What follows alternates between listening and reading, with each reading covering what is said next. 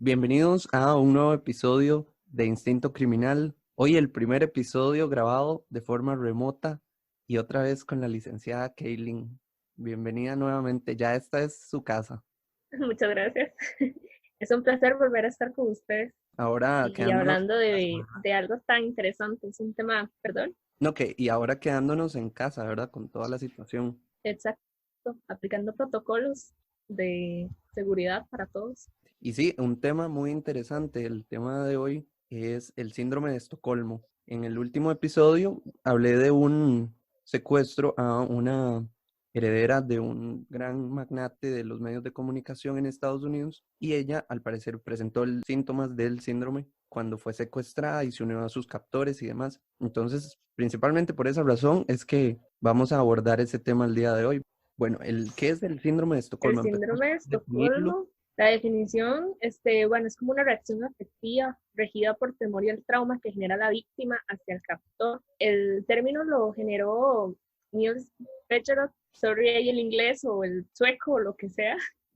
Sí, yo tampoco Fue el que sé adoptó el se término. pronuncia. Bueno, de hecho había ahí como un conflicto entre si era un estadounidense o si era él quien creó el primer término, pero la mayoría de los documentos lo dice que es él, Niels, lo vamos a llamar así, Sí, y lo correcto. define así como una reacción afectiva regida por el temor y el trauma. Sí, yo la definición que encontré es un estado psicológico de la víctima de secuestro o que está encerrada en contra de su voluntad y que desarrolla una relación de complicidad con su secuestrador o sus secuestradores. Y esto normalmente sucede Ujú. por una necesidad de supervivencia en esa situación de peligro. De hecho, decía que uno de las características o de la sensación que tiene la víctima es que está terrorizada, necesita seguridad, protección y esperanza. Entonces, lo primero que hace es adaptarse a la primera persona que ella sienta eso y es el captor. Entonces, ahí es donde se genera el síndrome como tal. Bueno, aquí en Costa Rica hubo un caso, ¿verdad? En el asalto al banco a Monteverde, esta chica, no recuerdo ahorita el Ujú. nombre, pero hubo ahí un síndrome de Estocolmo donde ella hablaba con su secuestrador y tal vez esto genera que se dé el síndrome, ¿verdad? El tener esa conversación, que se conocen detalles más íntimos de las dos partes, de la víctima y del secuestrador, que crean esa relación de complicidad y de afectividad, o bueno, no afectividad en todos los casos, pero sí esa complicidad y esa empatía. Correcto. De hecho, bueno, el síndrome nace en Estocolmo, Suecia, ¿verdad? 1973, y se da en un banco con 5 rehenes. Bueno, primeramente, claramente el banco fue secuestrado, ¿verdad? Y fueron generando un diálogo entre la policía y el captor, que era Eric Olson, y fueron liberando rehenes que la policía le brindó comida y cervezas, que fue lo primero que él exigió al inicio. Y al final queda con 5 rehenes, duran 6 días capturados. Y lo curioso fue que cuando entrevistaron o hicieron una entrevista psicológica a cada uno de los rehenes al final, todos concuerdan en que tuvieron un sentimiento de afectividad hacia, ok, otra de las cosas que pidió Eric para, digamos, negociar fue que liberaran al delincuente más peligroso de Suecia. Y la policía lo agarró para que fuera como mediador y negociador. Entonces él entró al banco y ahí lo que hizo más bien fue como agarrar a todos y ser él el mentor. Entonces, supuestamente empezó a trabajar con Eric, ¿verdad? Y empezó a crear como, yo le diría un vínculo afectivo, porque les empezó a dar comida a las personas que estaban ahí, los empezó a soltar, dijo que no les iba a pasar nada, que todo iba a estar bien. Entonces siento que en cierta forma eso es como un lavado de cerebro, ¿verdad? De que todo va a estar bien, tranquilo, una forma de manipulación, lo podría ver yo también. Y ahí es donde ellos dicen que en realidad el sentimiento afectivo fue por Lobson, que los apellidos son muy parecidos. Por Lobson, que era el delincuente más peligroso, y no por Eric, que fue realmente quien perpetró todo el secuestro. Entonces eso es algo curioso. Sí, también, Y bueno, ¿qué era lo que usted te había dicho? otra cosa que yo vi fue que, bueno, la corriente psicoanalítica analiza este síndrome como una especie de mecanismo de defensa inconsciente del secuestrado que no puede responder a la agresión de sus secuestradores y se defiende también de la posibilidad de sufrir un shock emocional. O sea, es como algo inconsciente que el cerebro activa como para evitar que usted sufra un, ¿cómo decimos en español? Un mecanismo de defensa, por decirlo No, así. no, una decaída emocional Ah, debido ok. al impacto de ser secuestrado, ¿verdad? Y estar siendo víctima de un robo. Más durante tanto tiempo, 6 días. Exactamente, durante 6 días. Y no, lo otro que yo iba a decir, bueno, es que también en ocasiones, incluso estas personas ayudan a sus secuestradores a conseguir sus objetivos y escapar de la policía. Incluso en este caso, en el banco de Credit Banking, es que se llamaba, las personas que fueron víctimas, como vos bien lo decís, es interesante porque todos presentaron el síndrome, todos sintieron empatía por los secuestradores. Y bueno, yo pensaría que es por eso también, porque tuvieron conversaciones, hablaron de cosas. Muchas veces se puede dar el fenómeno del pobrecito, él está haciendo esto porque pobrecito, entonces ahí entra esa empatía y tiene que ser por eso, porque hay un contacto, un intercambio de información entre las partes que permite desarrollar esa relación. Antes estaba leyendo un artículo que venía una pequeña descripción del diálogo que tuvo una de las rehenes, que era Christine Mark, de 23 años, con el policía. Y lo que le dijo al inicio fue, denles el auto y dejen que me lleven con ellos y terminen con esto.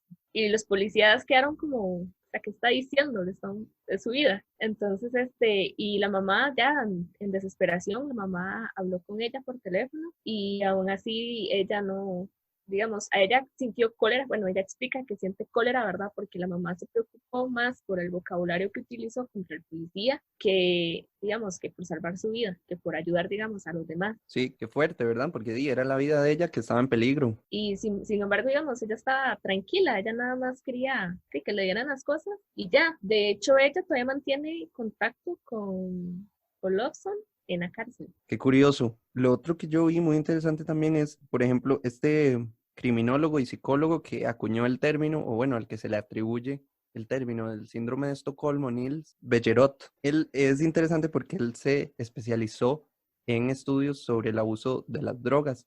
Entonces, eso que decías del lavado de cerebro, bueno, ya esos son teorías conspirativas y todo lo demás, pero se habla de que en años antes, a finales de los 60, la CIA aplicaba experimentos de control mental por medio del uso de drogas con LSD en múltiples pacientes de ciertas clínicas que ponían de forma gratuita en ciertas partes de Estados Unidos y aprovechaban que venían drogadictos a tratarse de forma gratuita, no tenían que pagar nada por el servicio médico y aprovechaban para hacer estos experimentos. Entonces sería interesante también ver si hubo en ese caso de Estocolmo uso de drogas. Puede ser, es probable, porque incluso este muchacho, Eric, que fue el primero que ingresó al banco, tenía bebida alcohólica y tenía la radio puesta mientras perpetraba todo, entonces, perpetuaba, perdón. Entonces, no sé, digamos, probablemente puede que sea Sí, alguna de droga. droga o leyendo, ¿verdad? También vi que en el síndrome de Estocolmo, digamos, lo pueden también simular como un estrés postraumático complejo, no como tal. Bueno, es que en la parte psicológica el síndrome de Estocolmo no existe en realidad como un término psicológico ya establecido o por lo menos no identificado dentro de él. Y habían otros documentos que lo trataban como un trastorno transitorio desencadenado por sucesos vitales excepcionalmente traumantes o estresantes. Entonces, digamos, puede ser también como una relación de un síndrome de Estocolmo. O sea, se Totalmente. puede Ujú. incorporar. Sí, ahora yo estaba leyendo también, de hecho, que, bueno, algunas de las características o factores que aumentan la posibilidad de desarrollar el síndrome en caso de, obviamente, en caso de que uno sea secuestrado o sea víctima de un robo en donde mantengan a las personas ahí capturadas, personas que en la niñez hayan sufrido abusos sexuales o físicos. Entonces, Ujú. puede tener mucha relación con un estrés postraumático, claro. Incluso también leía que podía asemejarse mucho con la violencia doméstica Mm. hacia, digamos, a la pareja, porque la pareja lo que crea es un sentimiento de, no, él me pegó porque yo hice esto mal o yo hice mal, y lo que crea es un vínculo afectivo por el abusador. Sí, eso tiene mucho sentido porque muchas personas, o bueno, mujeres víctimas de violencia doméstica, se echan la culpa, se echan la responsabilidad encima, cuando no es así, ningún tipo de violencia, la víctima es la culpable. De hecho, cuando existe el síndrome de Estocolmo, lo identifican con 3 elementos. El primero es la atracción, que puede ser amor, digamos, una atracción más allá de empatía, la reciprocidad y el desprecio, digamos, pero el desprecio por el mundo exterior, no por el secuestrador. Son como Eh, elementos principales. bueno, y el otro caso que yo conozco también de síndrome de Estocolmo es este que hablé durante esta semana de Patty Hearst, que ella Ujú. incluso se unió a sus captores y participó en el robo a un banco también, curiosamente participó ahí en el estado de California y ahora al parecer ella se dedica a la actuación después de que le dieron el indulto, el presidente Bill Clinton se dedicó a otra cosa totalmente y está como desapercibida. En este momento no se sabe mucho de ella. Qué interesante, ¿verdad? Cómo actúa, digamos, el cerebro humano, la mente humana como, bueno, yo lo veo como un mecanismo de defensa, porque realmente, digamos, si uno piensa está secuestrado en un banco, lo están amenazando de muerte, lo pueden matar, o sea, los papás, la familia, no sé, un mecanismo de defensa para mí sí debe ser como crear un vínculo afectivo con el victimario, ¿verdad?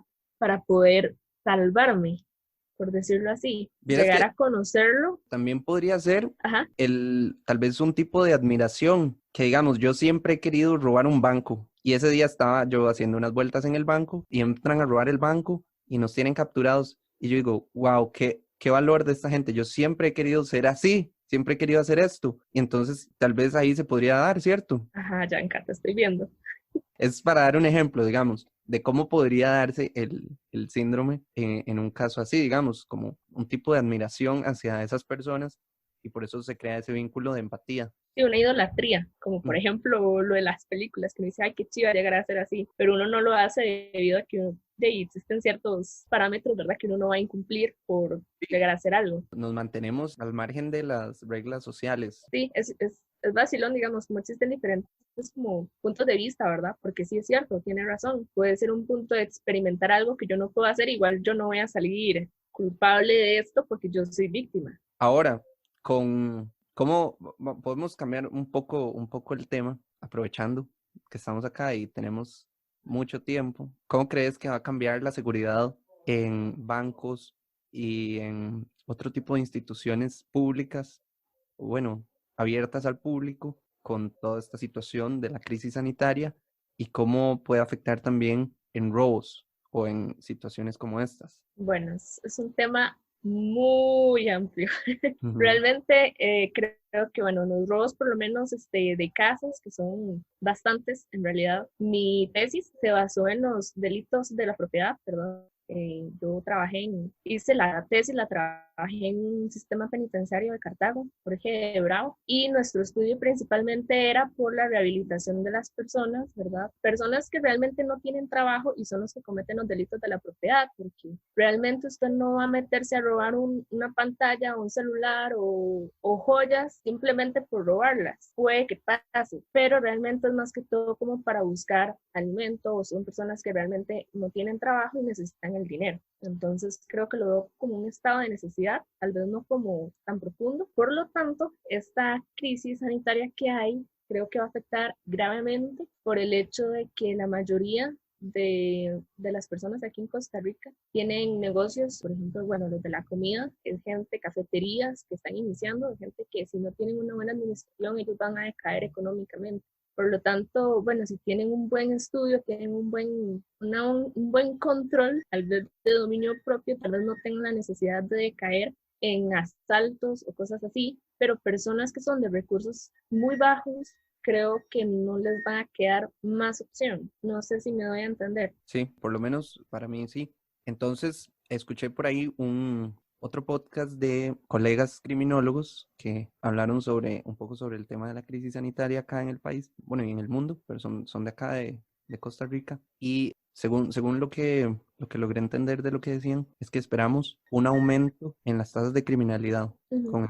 con esta crisis, porque muchas personas están perdiendo sus trabajos y a muchas personas no solo están perdiendo sus trabajos, sino que hay mucha gente que ya estaba sin trabajo. Correcto. E incluso, por lo menos en la cultura tica, que tal vez no es algo muy positivo, pero tendemos a endeudarnos con cosas pequeñas, qué sé yo, que una pantalla o cosas así.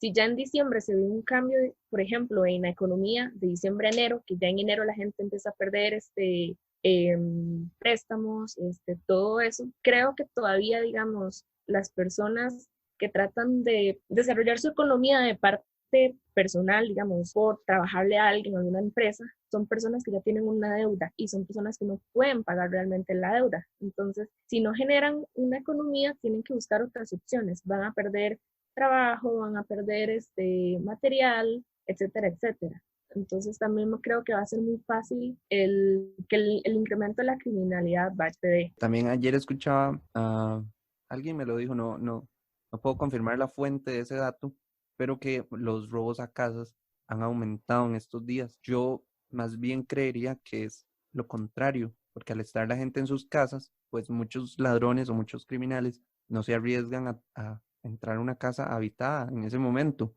Muchos, yo pensaría que prefieren una casa cuando está vacía. ¿Qué pensás vos al respecto de eso? Bueno, escuché, tampoco puedo verificar la fuente de donde me lo pasaron, pero hace poco me dijeron que cerca acá en Tres Ríos se metió a robar una casa, se robaron una bicicleta y bueno, yo vivo del lado de la pista, entonces al parecer la persona llegó, se saltó el muro y salió a pista y se fue con la bicicleta. Y la casa estaba llena y también nadie se dio cuenta. Tengo una compañera, una amiga así cercana, ella vive en San José y sí se le metieron a robar, le quitaron las celosías a la casa, bueno, se saltaron el muro, quitaron las celosías de la casa y le robaron la billetera al hermano, el celular al hermano, todos los datos personales, computadora y todos estaban en la casa. Nadie se dio cuenta tampoco. Entonces, bueno, Eso está curioso. yo también, sí, yo también pensaría igual que usted, que los crímenes se harían menos. De hecho, yo pensé que era así, pero bueno, ya tengo dos datos, ¿verdad? Que me dicen totalmente lo contrario. Estoy consciente de que no es que va a desaparecer, porque eso todos sabemos que no va a llegar nunca a ese punto, pero sí se También están hay, dando también hay casos. nuevos controles en carretera para que no hayan tantos vehículos. Entonces, tal vez eso pueda ayudar a que la policía haga una labor más efectiva en cuanto, digamos, vamos a ver, si a partir de las 5 de la tarde, por ejemplo, esta semana, ya no se puede andar en la calle, de los carros que anden, van a ser más fácilmente identificables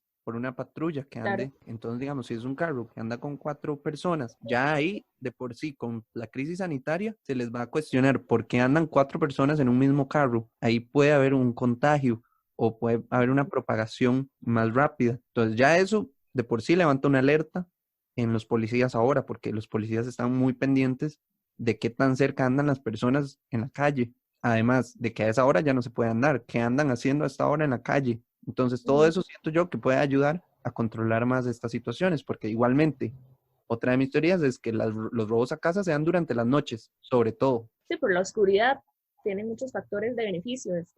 Bueno, empezando que San José es un lugar extremadamente peligroso, ya, por decir, por normal. Y hay lugares, o sea, hay zonas que son muy oscuras, hay muchos indigentes, hay muchas prostitutas, hay mucha gente que realmente no van a decir nada. Sí, también, pero vamos a ver, es que es difícil asegurar que vamos a esperar en los próximos meses. Lo que es seguro es una de las crisis económicas más impactantes de los últimos años, Sí, o bueno, de este siglo, la de hace 10 años, la crisis del 2008, bueno, 12 años ya, al parecer fue un juego de niños en comparación a lo que se viene ahora. claro, y de hecho, bueno, si ya existía un desempleo muy grande que eran 10.000 personas, si no me equivoco, aquí en Costa Rica, o más.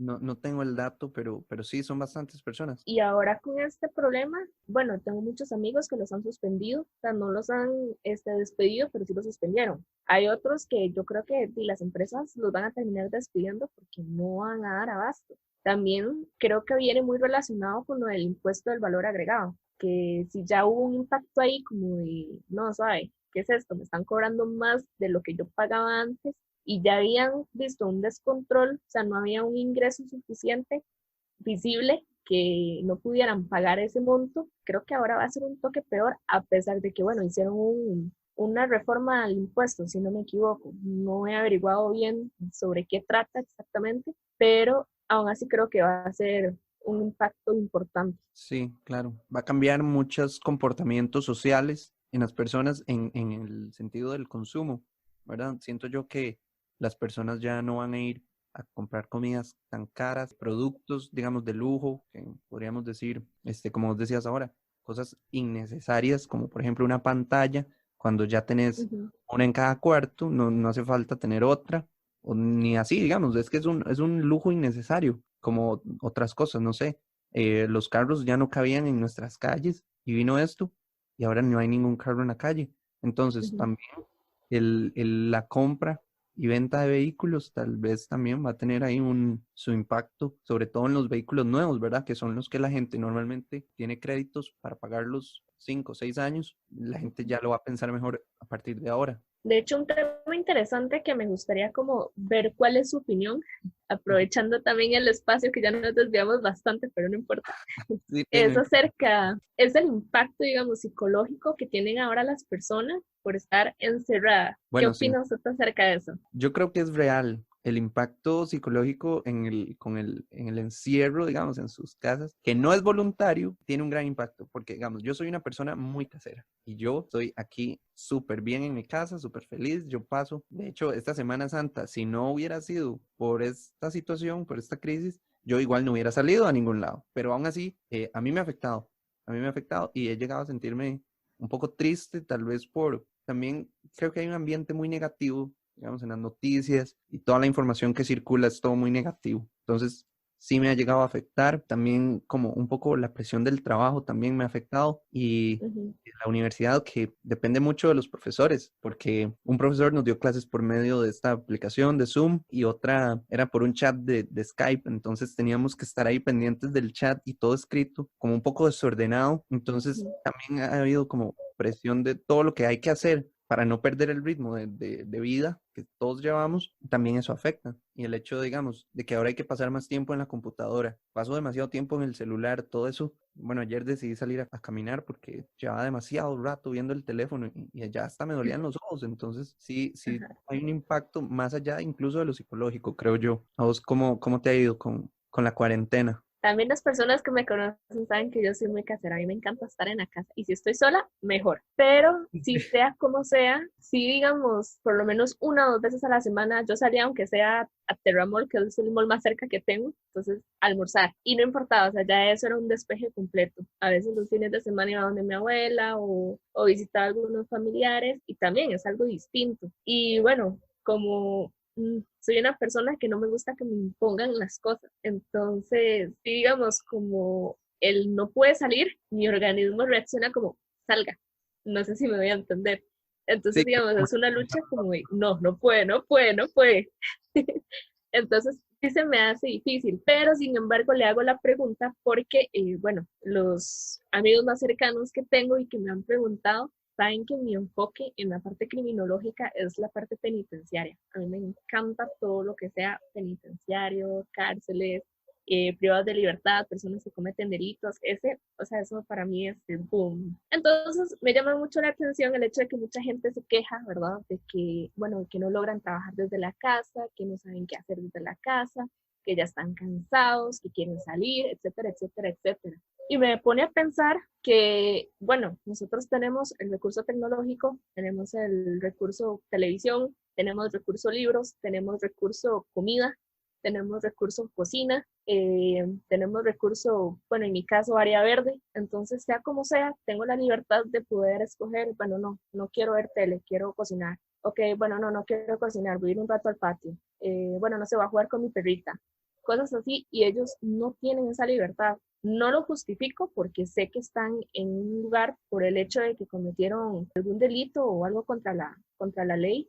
No los estoy justificando de una vez, quiero dejar en claro eso, pero sí siento que se le debe hacer una renovación, innovar tal vez, innovar los sistemas penitenciarios. No es darles lujo, sino es darles oportunidades, porque por lo menos, bueno, en su caso usted trabaja, yo no. Entonces, por ejemplo, digamos, usted tiene una obligación diaria de tener que conectarse para trabajar, para desarrollar sus cosas. Sin embargo, está dentro de su casa. Ellos no. Ellos tienen un horario establecido para el trabajo, un horario establecido para poder salir. Hablando de diferentes regímenes, ¿verdad? Está el de confianza, que ellos sí tienen un poco más de libertad, pero los otros no. Confinados, 50 personas, 100 personas, 1000 personas, en un mismo cuarto. Entonces, por ejemplo, yo ahora que le acabo de decir a usted, si yo estoy en la casa sola y mejor, si yo misma me estreso estando sola, ¿cómo sería yo con 20 personas dentro de la misma casa? Yo, Claro, me da un colapso,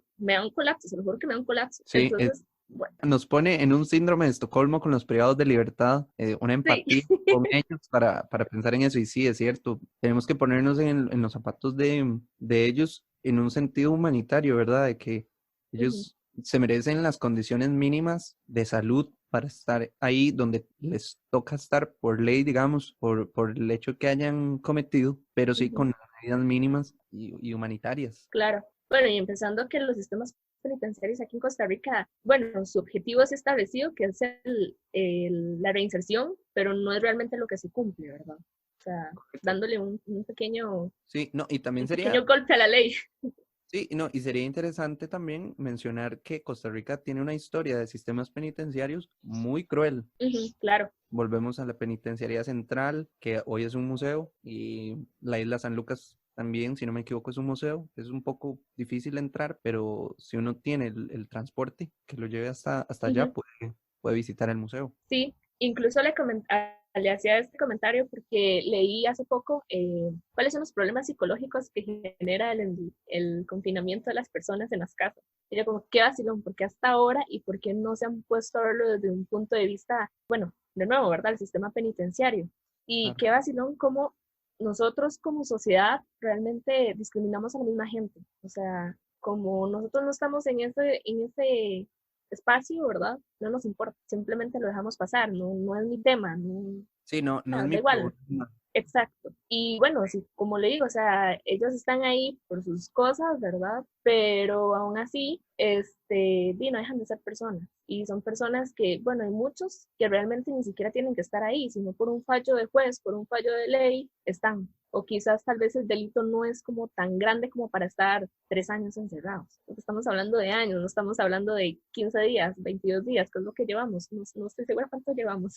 Bueno, yo llevo 2 semanas trabajando desde mi casa, creo que mucha gente lleva una semana más, entonces son alrededor de 3 o 4 semanas. Vieras qué interesante, porque ahora estabas mencionando lo de las penas, de que a veces son demasiado grandes, bueno, demasiado largas. Y la semana pasada un amigo me preguntaba, o más bien hizo una pregunta en redes sociales, y yo le respondí, porque él preguntó, ¿qué opinan acerca de que esto de la multa por la restricción sanitaria, de que uno no puede andar en el carro después de cierta hora, se aumente a 107.000 colones? Y yo le dije que me parecía súper bien, que la suban a 107, porque mucha gente piensa que eso todavía está muy baja, esa multa. Yo le digo, lo que pasa es que una multa de $500,000, por ejemplo, no sería proporcional a lo que se está castigando. Y tenemos que partir del principio de proporcionalidad de la pena para que se Claro. cumpla la reinserción, además de cumplir también con las medidas mínimas de derechos humanos y de dignidad para el privado de libertad. Y además, aumentando penas, no se asegura que se deje de cometer la conducta. Sí, digamos, de eso de los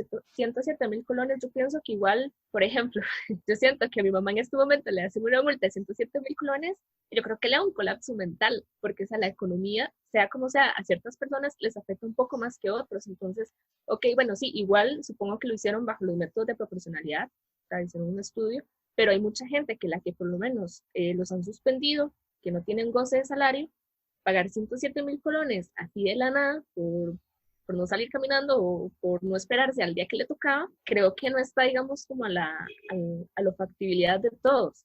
Más, sin Sí, embargo, no, a digamos, cualquiera le no estoy afectan. A diciendo que nadie, sea mucho. en este momento a nadie le regalan 107.000 colones, ni 22.000, que es como Ujú, está ahorita, que no ujú, creo que no lo han aumentado, pero claro. a nadie los están regalando. Entonces, Entonces a cualquiera le afecta.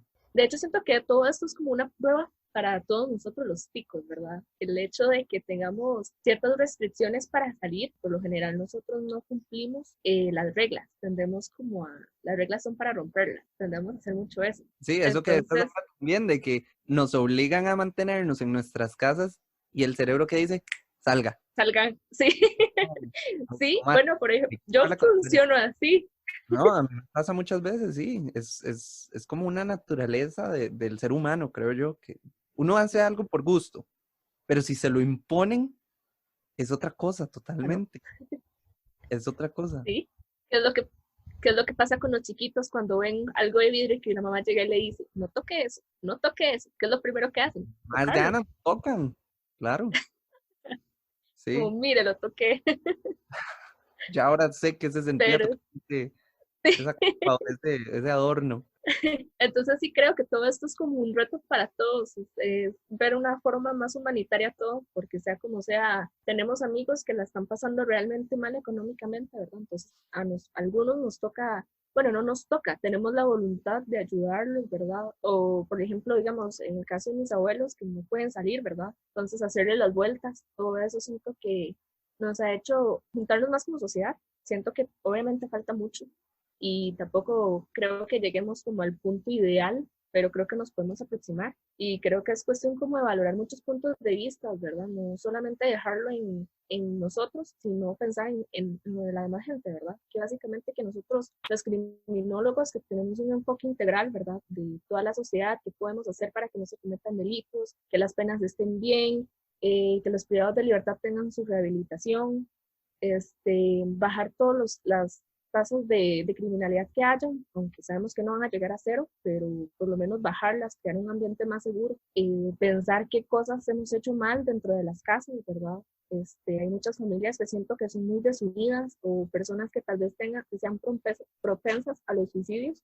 Creo que es un momento como de realmente estar con ellos y ver qué es lo que está pasando, qué está afectando, qué factores hay que modificar, qué se puede mejorar y que siga así, ¿verdad? Que no solamente sea por el momento de crisis de COVID-19. Sí, no, de hecho ayer hablaba con unos amigos de que, por ejemplo, las medidas de limpieza de manos y del estornudo y todo esto, ya eso va a quedar para siempre. Eso ya no tiene por qué cambiar porque son medidas Ujú. básicas. Entonces, tal vez mucha gente todavía no ha tomado conciencia de que estamos ante una emergencia mundial, pero eventualmente se ha escuchado mucho decir que esto va para largo, que esta cuarentena va para unos 2 o 3 meses. Ujú. Entonces, en estos dos, tres Ujú. meses que siguen, vamos a escuchar todos los días noticias sobre el infame COVID-19. Y entonces, esto va a seguir recordándonos que tenemos que lavarnos las manos cada 10 minutos, ojalá, o ponernos alcohol en gel, desinfectar las superficies, limpiar bien todo lo que usamos, el celular, la computadora, la cocina,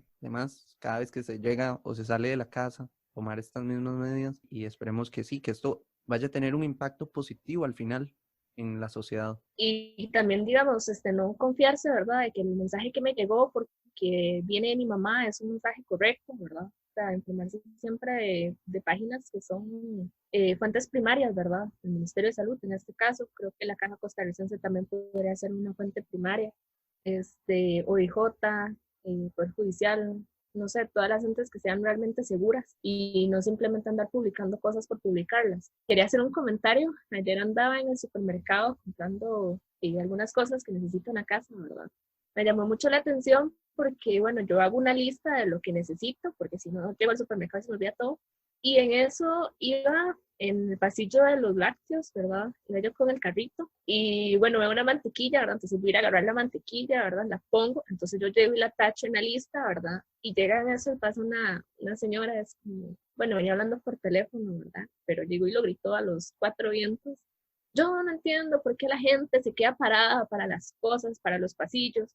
Y yo me quedé, me lo estará diciendo a mí porque estaba tachando, ¿verdad? Que ya tenía la mantequilla. Y yo después me quedé, yo, o sea, pero tampoco es que me estoy quedando parada en el pasillo, ¿verdad? Hablando con toda la gente que me encuentra en el pasillo, ¿verdad? O sea, realmente es necesaria la actitud de histeria de que la gente se quedó parada en el pasillo buscando lo que necesita, ¿verdad? Porque no es que estoy comparando productos ni siquiera, estoy comprando lo que yo siempre compro. Y me llamó la atención porque creo que hay mucha gente que realmente se lo está tomando como una manera de alerta, pero exagerada. Está cayendo en un estado de histeria, tal vez, y Yo no lo está tomando realmente como con comprensión, perdón. Sí, no, yo creo que, digamos, por ejemplo, eso ya, eso es nada que ver. Estamos en un momento donde tenemos que apoyarnos unos a otros solidariamente, como se ha dicho ya también muchas veces en las noticias, y no tomar estas actitudes de pelearse con una persona que me encuentro en el pasillo del supermercado que probablemente nunca más la voy a volver a ver. O sea, nada que ver.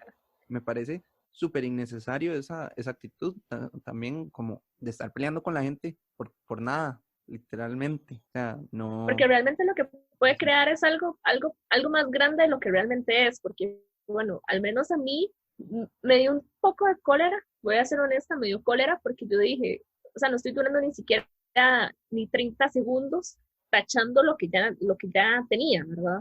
Y si hubiera estado en otro punto de mi vida, probablemente le hubiera dicho algo. Ya a estas alturas ya maduré y pues no, ¿verdad? Pero sí, o sea, creo que hubiera, o sea, dependiendo de la persona, ¿verdad? Que esté cerca, creo que puede generar algo más grande e innecesario. O sea, por andar gritando que la gente se queda parada en el pasillo, o sea, no entiendo cuál era el punto de ella. Ella andaba con mascarilla, andaba con sus guantes y está bien, está perfecto. Si ella se siente segura con la mascarilla, aunque creo que no es tan necesario, ¿verdad? Pero si ella se siente segura así, pues está bien, que lo haga, pero tampoco tiene por qué juzgar tal vez, digamos, lo que los demás hacen solo porque a ella no le parece que nos quedemos parados en medio pasillo por X razón. Sí, no, eso está súper mal. Ahora que mencionas lo de la mascarilla, yo he tratado de buscar un poco de información, o bueno, he escuchado a algunos expertos y recomiendan usar mascarilla, sí, y aunque sea lo que sea que vos tengas, es decir, un pedazo de tela, eso ya es algo, es mejor algo que nada, porque el Ujú. punto es el contacto de la saliva, que ni siquiera nos damos cuenta, o sea, no tiene que ser así un escupitajo para que se propague el virus, o sea, es algo que ni se da uno cuenta, solo con estar Ajá, hablando con la otra persona ya está transmitiéndole la saliva, es una cosa súper microscópica. Entonces, el hecho de tener algo evita que salgan, digamos, de tu boca esa saliva y sino que se queda ahí. Entonces, si las ujú, dos personas tienen, entonces ayuda a que no haya infección. Entonces, sí, claro, sí he escuchado que es ok, recomendable en el tanto uno ande en la calle, por ejemplo, digamos, que vayas a tener contacto cerca ujú. con otra persona. Entonces, bueno, yo casi no he tenido que salir por dicha, pero sí, en el momento que tenga que volver a salir, me voy a buscar algún pedazo de tela o si hay mascarillas aquí en mi casa, porque sí, sí es recomendable. Bueno, eso Ujú. es un dato nuevo para mí, porque sí yo tenía entendido como que no, no iba a hacer la gran diferencia, pero como dice usted, la verdad es que es mejor algo que nada, o sea Exacto, como sea, si se puede prevenir, y pues perfecto, exactamente. pero sí, Para eso estudiamos, para la prevención. claro, Y sí. bueno, creo que sí nos desviamos bastante del tema inicial, que era el síndrome de Estocolmo. Conclusiones del síndrome de Estocolmo. Ok. Conclusiones, vamos a ver, factores que se podrían presentar, que la víctima tiene que estar en un estado de rehén por varios días, o sea, un tiempo considerable. Tiene que tener aprecio hacia la persona al victimario, en este caso. Tiene que haber un método no tiene que haber una amenaza presente en el momento que se está dando todo el acto, ¿verdad? Son personas que crean un vínculo afectivo que todavía no logro entender si es supervivencia o no, ¿verdad? Que creo que va más allá y creo que va dependiendo mucho de cada persona, ¿verdad? En su situación, ya que todos no manejamos los actos iguales, ¿verdad? O lo que nos pasa igual. Y Dino, ojalá que sea en realidad un término que sea más estudiado para ver realmente o sea, qué término se le puede dar exactamente, qué definición. No sé, es que el síndrome de Estocolmo, sí, tenés razón, es como muy genérico porque es el nombre de un lugar, no Ajá. de un síndrome como tal, que no sé, se le haya dado un nombre clínico. Yo le diría el síndrome de la empatía, Sí, de cierta podría ser forma, perfectamente. porque lo que pasó en Estocolmo fue algo muy específico, fue un robo a un banco y se puede dar en otras situaciones también. Por ahí, creo que el punto clave es la empatía con el captor para que se dé este síndrome de que se le llama como Estocolmo hasta ahora. Claro, claro. Nos extendimos bastante con el tema, entonces muchas gracias a la licenciada Kaylin por acompañarme nuevamente en un nuevo episodio Con del mucho podcast. gusto. Recuerden escuchar el podcast en iTunes, Apple Podcast, Spotify, en YouTube también lo pueden encontrar. Y recuerden seguir a la licenciada Kaylin en Instagram como Por favor. Kaylin Morales. Y muchas gracias, Yanka, por un nuevo capítulo, de verdad. Es un Sí, placer gracias a vos. estar aquí con usted. Sí, no es Bueno, virtualmente. sí, bueno, por el momento nos toca hacerlo así, pero esperemos que pronto este, podamos estar cerca nuevamente Claro. cuando todo esto mejore. Muchas gracias. Gracias a vos y nos escuchamos en la próxima.